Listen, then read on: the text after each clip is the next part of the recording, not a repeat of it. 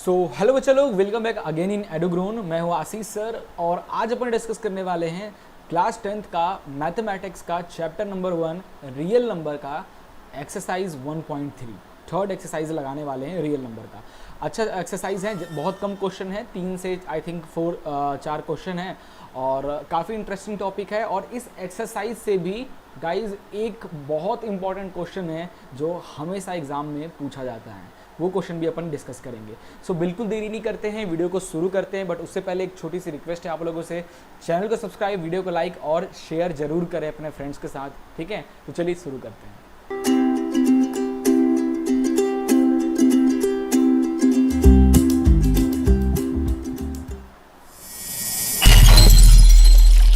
So guys, chapter number 1 real number हम लगाने वाले हैं, ठीक है, क्लास 10th की मैथमेटिक्स। सो एक्सरसाइज 1.3 शुरू करने से पहले एक्सरसाइज 1.3 में किस तरीके के क्वेश्चन पूछे जाएंगे और ये चैप्टर किस टॉपिक पे बेस्ड है उसको समझते हैं पहले। तो रिविजिटिंग इरेशनल नंबर, इस टॉपिक पे ये पूरा का पूरा एक्सरसाइज बेस्ड है।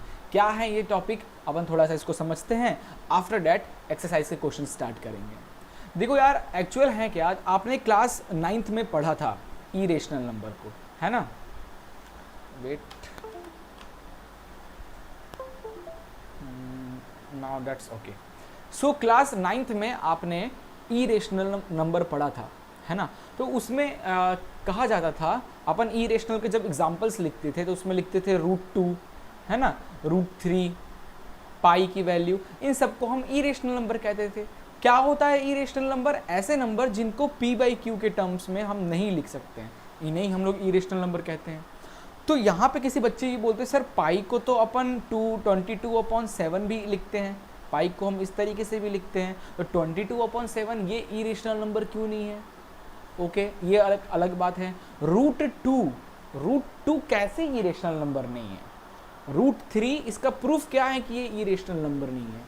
तो इस एक्सरसाइज में हम यही चीज़ पढ़ने वाले हैं, हम प्रूफ करके बताने वाले हैं कि why √3 is not √3 is a irrational number.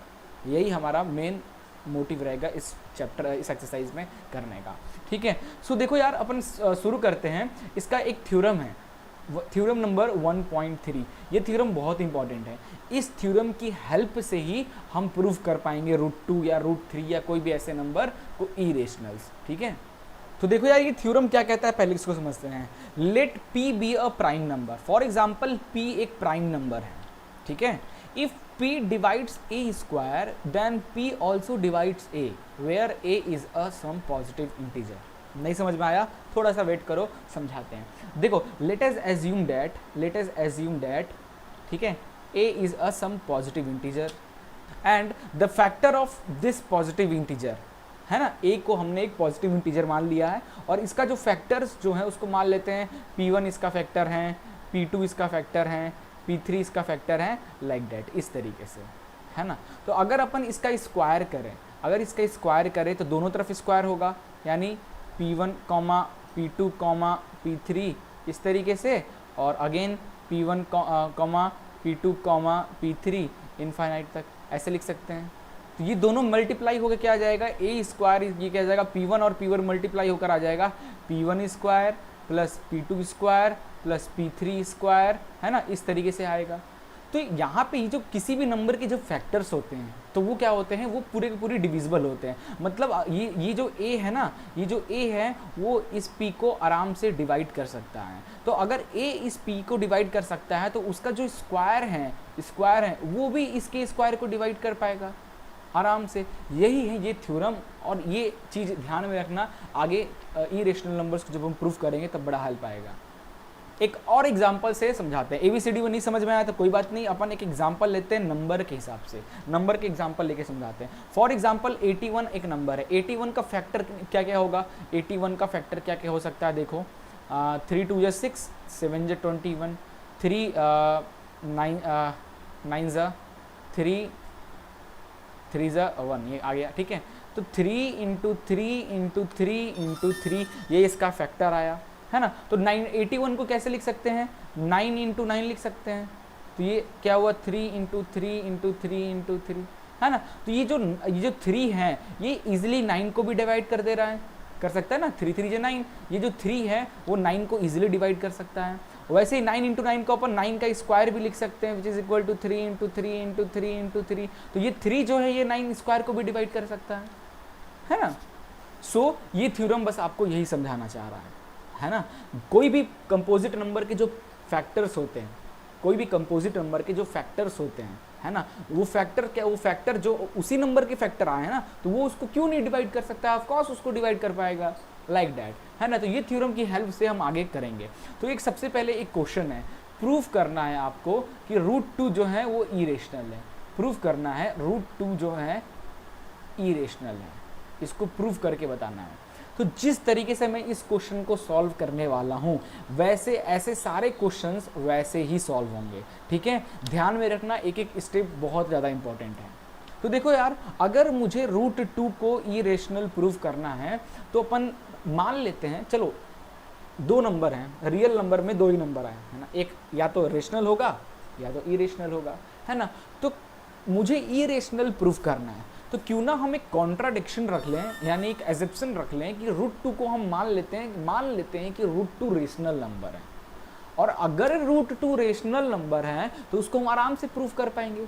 तो जब हम √2 अगर हम मान लेते हैं कि √2 रेशनल नंबर है और जब उसको हम प्रूफ करेंगे तो देखेंगे कि जो हमारा एजप्शन था, क्या था कि हमने माना था √2 रेशनल है, वो एजप्शन गलत आ रहा हो, हमारे आंसर में गलत आएगा। तो अगर हमने जो चीज़ माना वो उसका प्रूफ गलत आ रहा है, इसका मतलब क्या, वो रेशनल नहीं तो क्या इरेशनल ही होगा, है ना। तो हम कॉन्ट्राडिक्शन लेकर इस क्वेश्चन को सॉल्व करेंगे, ठीक है। So let S assume the contradiction that √2 is a rational number, √2 is the rational number. हमने ये कॉन्ट्राडिक्शन रख लिया। तो अगर √2 रेशनल नंबर हम माने हैं तो √2 को हम क्या लिख सकते हैं, √2 को अगर रेशनल नंबर माने हैं तो √2 को क्या लिख सकते हैं, a/b। क्यों लिख सकते हैं a/b, क्योंकि रेशनल नंबर क्या होता है, रेशनल नंबर क्या होता है, ऐसे नंबर जिनको हम p/q के टर्म में लिख पाए और जो q है वो नॉट इक्वल टू 0 हो। p/q अल्फ़ाबेट है, उसकी जगह पे हम a/b भी रख सकते हैं, यही है तो है ना रेशनल नंबर। तो हमने अगर √2 को रेशनल नंबर माना है तो √2 को a/b लिख सकते हैं, ऑफ कोर्स लिख सकते हैं। Where a and b are coprime numbers, ठीक है, कोप्राइम। ये हो गया ना। अब b को ये डिवाइड में इधर भेज देंगे तो मल्टीप्लाई हो जाएगा, तो ये आ जाएगा √2b is how much a, ठीक है। उसके बाद क्या करो, स्क्वायरिंग कर दो, स्क्वायरिंग बोथ साइड, दोनों तरफ आपको करना है स्क्वायर। सेम स्टेप हर क्वेश्चन में करना है, दोनों तरफ स्क्वायर कर देते हैं तो √2b का स्क्वायर कर देते हैं और इधर a का स्क्वायर कर देते हैं। तो क्या आ जाएगा, √2 इंटू √2 2b स्क्वायर और ये आ जाएगा a स्क्वायर, है ना। तो ये जो हमारा आया है 2b स्क्वायर, ये तो यहाँ पे एक चीज़ आता है statement that a square is divisible by 2। यहाँ पे जो a स्क्वायर है वो आसानी से b स्क्वायर को डिवाइड कर सकता है, ठीक है, सॉरी इस 2 को डिवाइड कर सकता है। उसी तरीके से a जो है is also divisible by 2 according to जो हमने पढ़ा था थ्योरम नंबर 1.3, ठीक है, यहीं पे काम आया वो थ्योरम। अब आगे देखते हैं, ये चीज़ हो गया ना। अब यहाँ पे देखो, अब यहाँ पे क्या है, √2b is equal to a है, तो यहाँ पे अपन a को एज्यूम कर लेते हैं, a is how much 2c, a को 2c एज्यूम कर लेते हैं, वेयर c क्या है, c इज एनी इंटीजर, ये कोई इंटीजर है, ठीक है, इट इज ए इंटीजर ना। अब इसको स्क्वायरिंग करो, स्क्वायरिंग बोथ साइड, इसको स्क्वायरिंग करते हैं दोनों तरफ, तो ये क्या आ जाएगा, a का स्क्वायर, ये क्या आ जाएगा 2 का स्क्वायर 4, c का स्क्वायर, इस तरीके से आ जाएगा। अब देखो अपन इसको एक इक्वेशन देते हैं, इक्वेशन नंबर 1, ठीक है। तो फ्रॉम इक्वेशन वन की हेल्प से ए स्क्वायर की जगह पे क्या लिख सकते हैं, ए स्क्वायर की जगह पे 2b स्क्वायर लिख सकते हैं। तो यहाँ पे ए स्क्वायर की जगह 2b स्क्वायर रख देते हैं और ये आ जाएगा 4c स्क्वायर, है ना। ये 2 से 2 कट गया, तो ये आ गया b square is equal to 2c square. तो फिर से यहाँ पे यही वाली स्टेटमेंट आ जाएगी, फिर से यहाँ पे यही वाली स्टेटमेंट आ जाएगी, that is what, b square is divisible by 2, ठीक है। Also b is also divisible by 2, ठीक है। मैं हट जाता हूँ यहाँ से। अब यहाँ पे एक चीज आपको देखने को मिल रहा होगा, हमने क्या माना था, a अपॉन बी माना था, √2 को हमने माना था a upon b, where a and b are coprime. Coprime क्या होता है, को प्राइम ऐसे नंबर्स होते हैं दो नंबर के बीच में, a और b के बीच में जो कॉमन फैक्टर हैं इज ओनली 1, सिर्फ एक ही कॉमन फैक्टर होना चाहिए, है ना। मतलब 1, उन दोनों के बीच में 1 ही एक कॉमन फैक्टर होना चाहिए, उसके अलावा नहीं होना चाहिए। फॉर एग्जाम्पल जैसे 2/3 लिख रहा हूँ, तो 2 का फैक्टर क्या हो सकता है, 1 × 2, और 3 का फैक्टर क्या हो सकता है, 1 × 3। तो इन दोनों में कॉमन क्या है, इसमें भी 1 है, इसमें भी 1 है, तो 2 और 3 क्या है, को प्राइम है। इन दोनों में सिर्फ 1 ही एक कॉमन फैक्टर है, इनके अलावा और कोई नहीं है ना। सो जितने भी रेशनल नंबर होते हैं उनमें ये चीज कॉमन होता है। सो हमने √2 को रेशनल नंबर माना a upon b, where a and b are को प्राइम।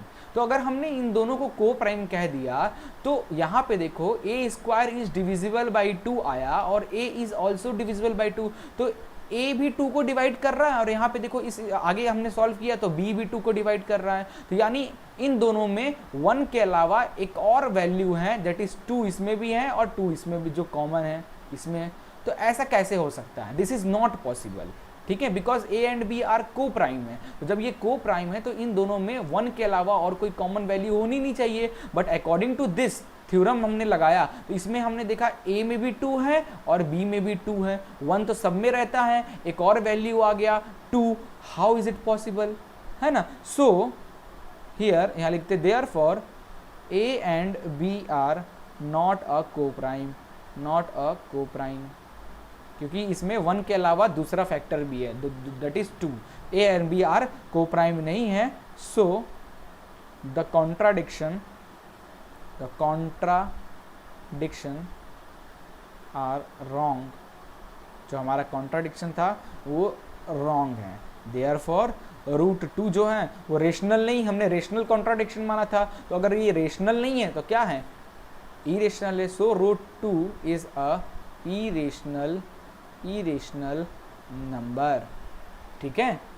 आसान था ना, कॉन्सेप्ट क्लियर हो गया, बस मेरा यही मोटिव था। अब कुछ थोड़ा बहुत डाउट आपको हो सकता है, कुछ चीज़ें आपको डाउट होगा, like a is equal to 2c कहाँ से आ गया। कुछ नहीं गाइज, ये देखो हमने a is equal to √2b था ना यहाँ पे, तो हमने यहाँ पे क्या मान लिया है, जैसे इसको देखो a square is equal to 2b square is equal to a square आया, और इससे हमने ये थ्योरम लगाकर ये कॉन्सेप्ट बनाया, ये स्टेटमेंट लिखा।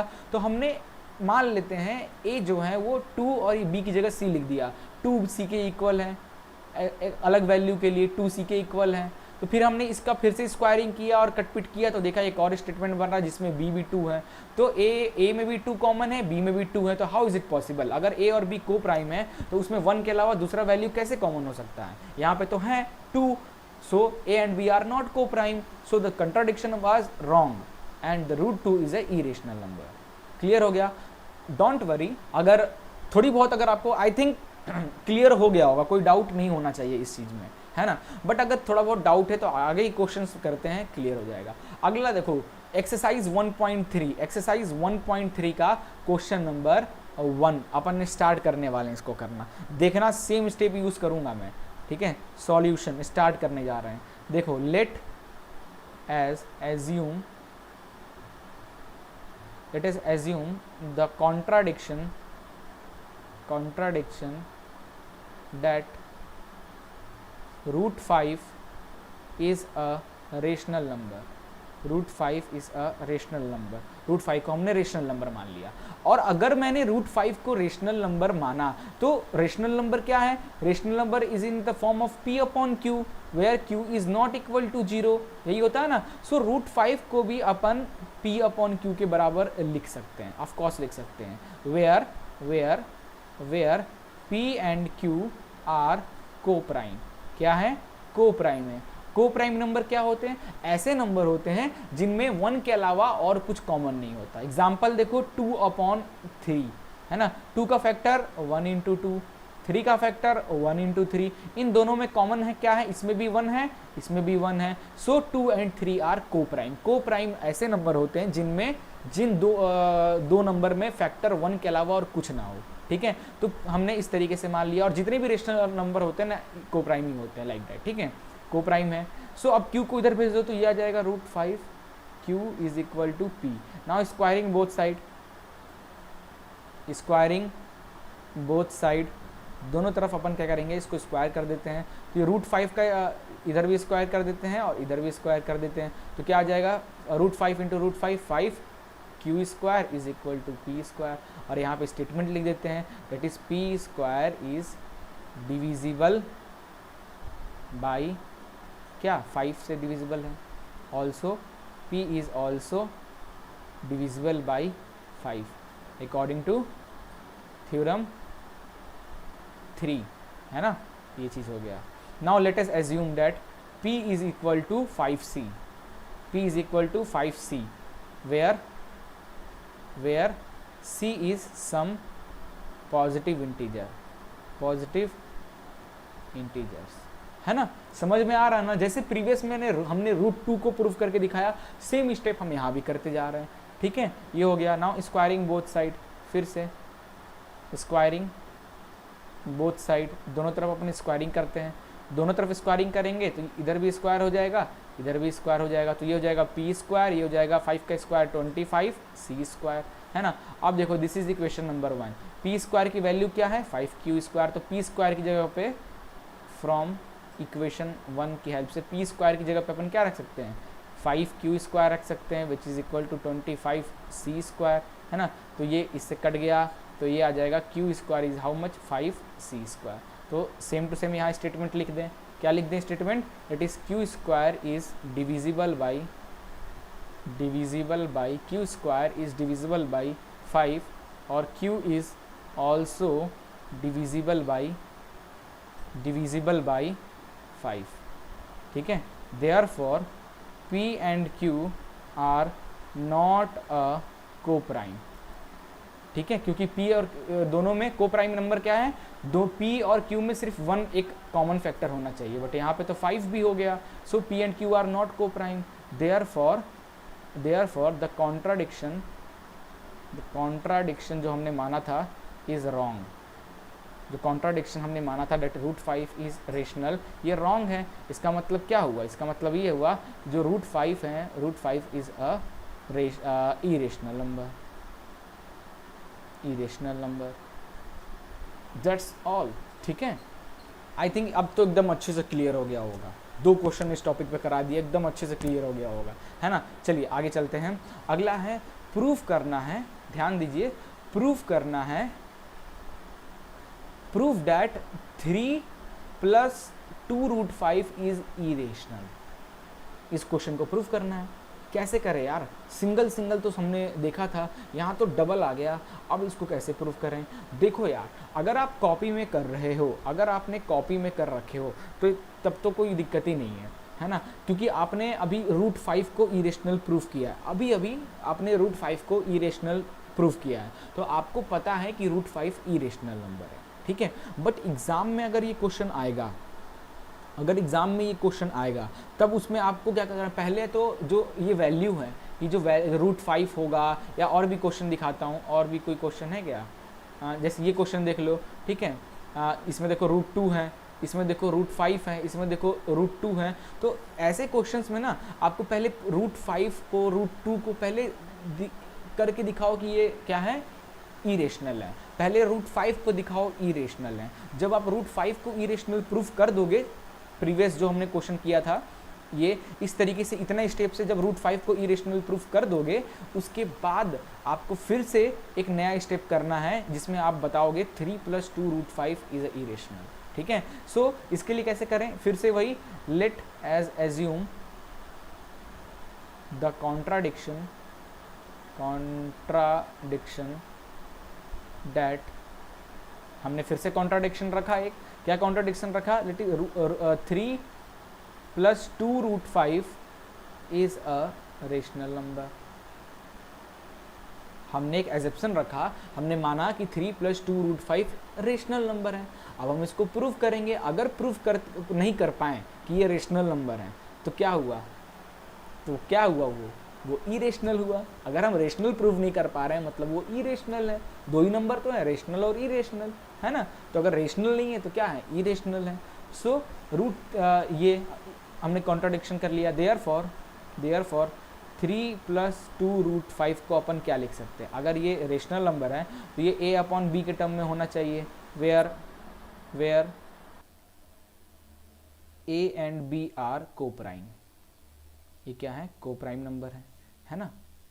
अब देखो यहाँ से 2 √5 को यहीं रहने देते हैं, 3 को इधर भेज देते हैं, 3 इधर आ जाएगा तो माइनस में आ जाएगा, तो a + b - 3 इधर आ जाएगा, है ना। अब √5 को इधर अकेला छोड़ देते हैं, 2 को इधर भेज देते हैं, तो 1/2 और ब्रैकेट में a/b - 3 आ जाएगा, लाइक दिस, है ना। We know that √5 is a क्या है, √5 irrational number. We know that irrational number, √5 क्या है, इरेशनल नंबर है। Therefore 1/2 a/b - 3 is also a irrational number, है ना, irrational number.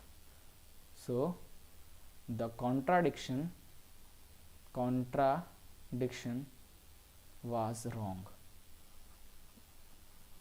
क्या कॉन्ट्राडिक्शन था कि ये एक रेशनल नंबर है, तो ये कॉन्ट्राडिक्शन रॉन्ग हो गया। इसका मतलब क्या हुआ, देयरफॉर 3 + 2 √5 जो है is a rational number, clear, that's all.